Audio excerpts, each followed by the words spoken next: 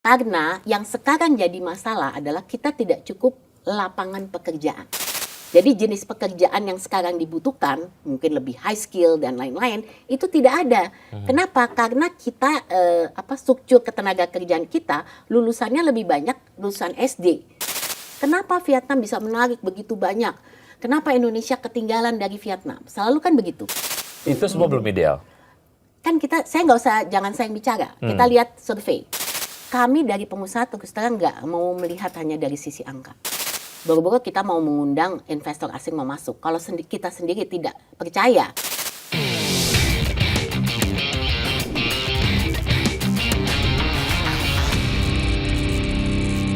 Halo Sobat Tanyus, kembali lagi di Bikin Terang bersama saya Diandra Mukni. Dan saya Wiki Adrian. Kalau beberapa waktu yang lalu kita sempat membahas mengenai isu mengenai PHK massal ya. Kemarin sama Wawanakar. Betul, tapi kali ini kita akan menggali dari sudut pandang pengusaha. Betul Sudah sekali. kedatangan bersama kami, sudah ada Ibu Sinta Kamdani, Ketua Umum Apindo. Bagaimana kabarnya Ibu hari ini? Baik, sehat-sehat. Terima kasih sudah bergabung di Bikin Terang. Kita akan kemudian membikin terang beberapa hal yang memang kita perlu bikin terang. Kalau mengenai ancaman PHK saat ini sebagai siklus bisnis biasakah atau sebetulnya sudah betul-betul masuk ke dalam fase darurat, Bu Sinta? Ya, jadi mungkin kita mesti definisi darurat itu apa. Yang pasti masalah PHK itu harus menjadi perhatian kita semua. Nah, ini kan kita sekarang kalau kita kait dengan PHK, sebenarnya PHK itu ada di hilirnya. Tapi kita mesti mengetahui dulu penyebab PHK itu apa. Itu di hulunya gitu.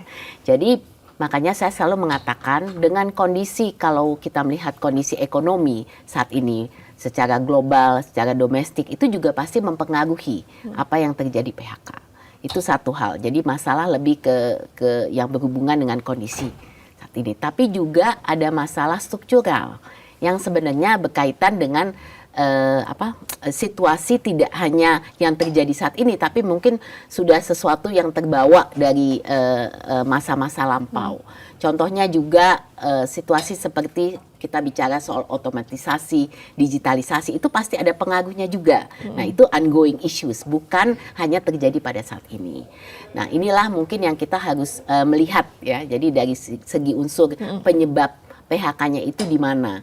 Kalau ditanya apakah ini harus jadi perhatian, ya harus jadi perhatian. Apakah sekarang warning? Yes, warning gitu. Nah, inilah makanya kenapa saat ini isu ini diangkat juga, pemerintah juga sangat memperhatikan dengan sekarang sudah dibentuknya juga Satgas mitigasi PHK itu kan, karena kan mereka melihat ini sesuatu yang harus menjadi perhatian dan bagaimana nih menyelesaikan permasalahan ini. Nah, ini kan berarti tadi kalau kita menyimak gitu dari pernyataan Ibu, akar permasalahan yang harus diatasi gitu dari pemerintah. Nah, akar permasalahan ini sebetulnya apa Bu? Apakah dari biaya produksi kah atau seperti justru melemahnya permintaan atau daya beli masyarakat? Ya, Atau betul. justru diregulasi di pemerintah sendiri? Jadi itu masalah supply dan demand saya lihat ya. Jadi memang mungkin kita lihat dari supply-nya dulu. Jadi supply itu apa?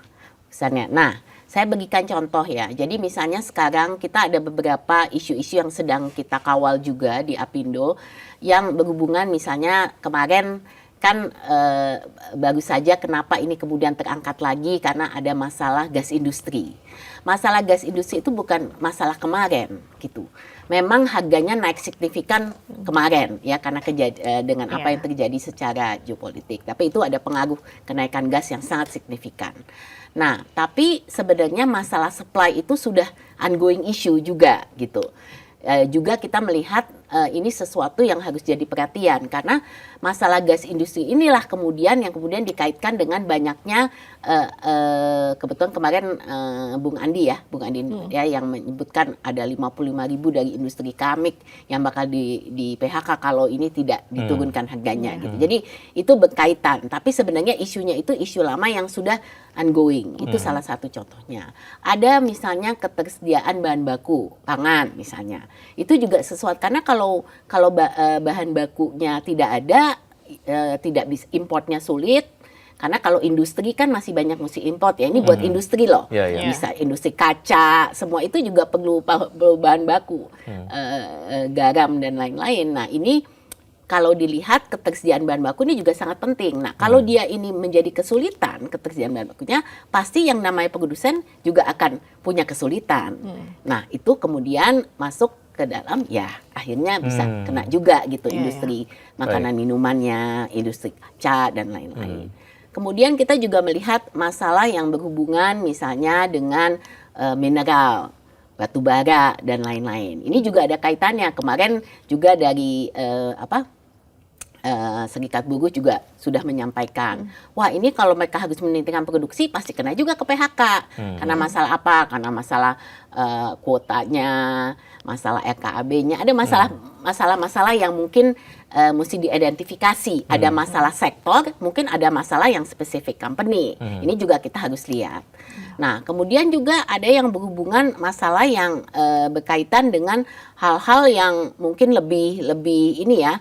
Jadi misalnya kita lihat dengan kondisi saat ini apa yang terjadi sekarang, logistik cost naiknya signifikan sekali gitu. Kemudian kita juga lihat energy cost waktu itu naiknya signifikan. Ini juga kan ada semua kaitan dengan produksi, ya kan? Kemudian ketersediaan seperti bahan baku plastik.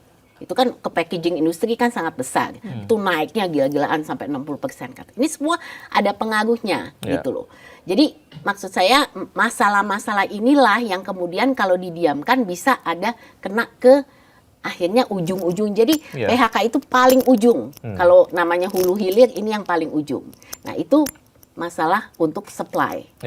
Nah, tapi kita juga lihat ada kaitannya misalnya dengan masalah demand, yaitu daya beli.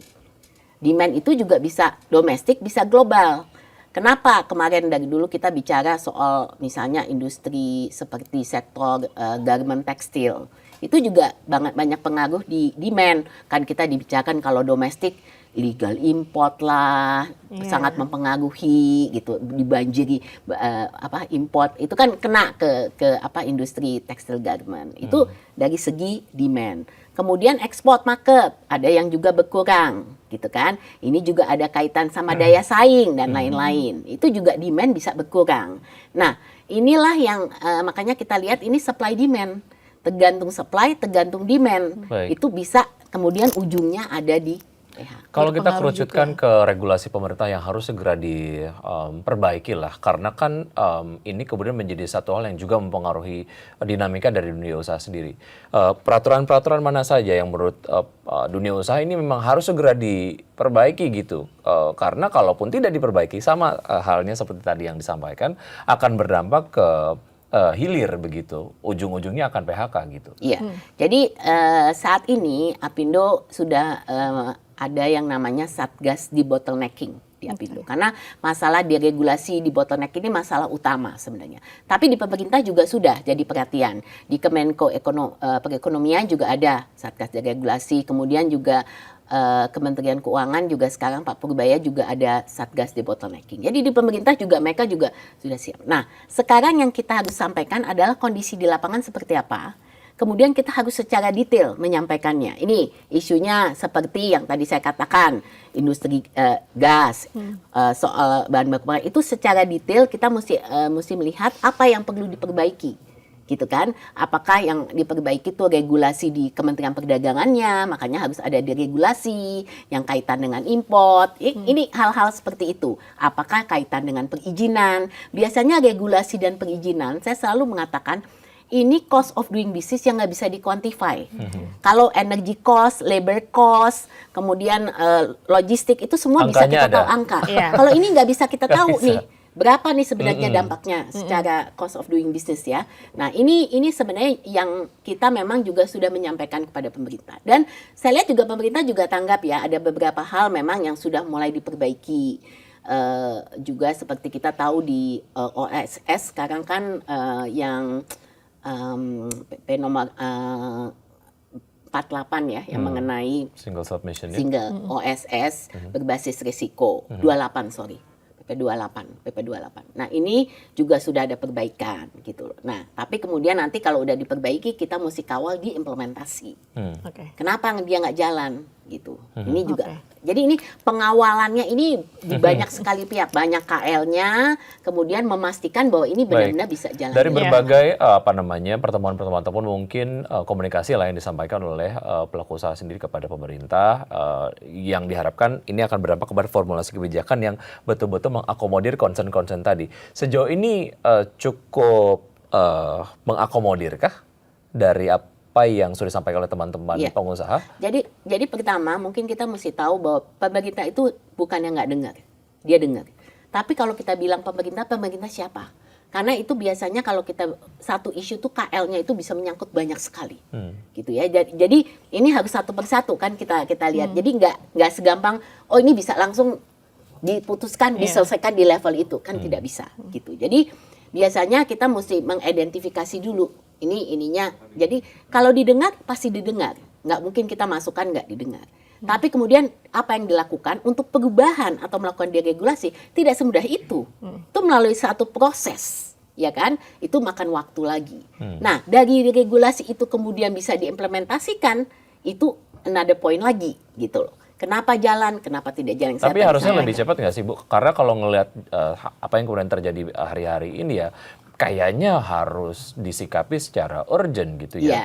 Nah, saya sekarang melihat fenomena baru yang kemudian menarik ya, seperti kemarin Bang Andi keluarkan dengan masukan seperti itu, kemudian langsung ditanggapi gitu kan di DPR, pada sekolah harus ngumpulin langsung ini kan ke SDM dan lain-lain. Ini cepat sekali berjalan. Nah, kelihatannya kalau mau cepat ternyata juga bisa ya, tapi kan berarti ada emosi diskresi ini. Nah, seberapa sering ad hoc ini bisa terjadi gitu kan? Dan seberapa sustain? Saya selalu mengatakan ini harus sustain. Saya tidak mau cuma dikeluarkan hari ini keluar tapi besok masalah lagi gitu. Artinya memang harus ada semacam standar untuk percepatan, konsistensi agar ya kurang lebih pengennya kalau ada permasalahan-permasalahan ya penyelesaiannya kurang lebih secepat itu gitu ya. Nah, kalau dari Satgas Mitigasi PHK sendiri Ibu melihatnya gimana? Ini apakah memang solusi nyata yang diberikan oleh pemerintah kah atau untuk jangka pendek aja? Jadi menariknya Satgas Mitigasi PHK ini kan ini diketuai oleh Menseknek ya. Jadi Pak Pras itu melibatkan juga dari DPR ada Pak Dasko, Pak Cucup, kemudian dari Kemenaker juga ada perwakilan dari kemarin itu dari kebetulan Kementerian Keuangan juga ada perwakilan.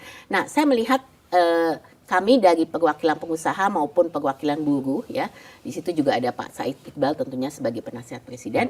Itu kemudian kan kita mengatakan ini masalah apa sih yang terjadi di lapangan, mereka mau dengar masalahnya apa. Kita masing-masing menyampaikan masalah yang ada.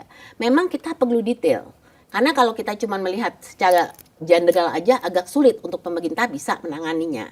Nah, makanya kenapa kita sekarang punya portal khusus untuk menangani debottlenecking. Jadi matriks kita itu sangat-sangat clear dan detail gitu dan spesifik dan progresnya sudah sampai mana. Jadi yang saya katakan juga kadang-kadang ini bukan masalah baru. Ada masalah yang sudah berlanjut-lanjut selama beberapa lama gitu kan. Tapi mungkin baru menjadi perhatian sekarang gitu. Jadi kecepatan ini juga tergantung pemerintah. Siapa di pemerintah yang bisa menyelesaikan ini, membantu menyelesaikan ini. Karena kalau cuma datang dari kami atau mungkin cuma datang dari buruh, itu kita kan nggak bisa menyelesaikan masalahnya sendiri. Itu kan harus datang dari pemerintah juga.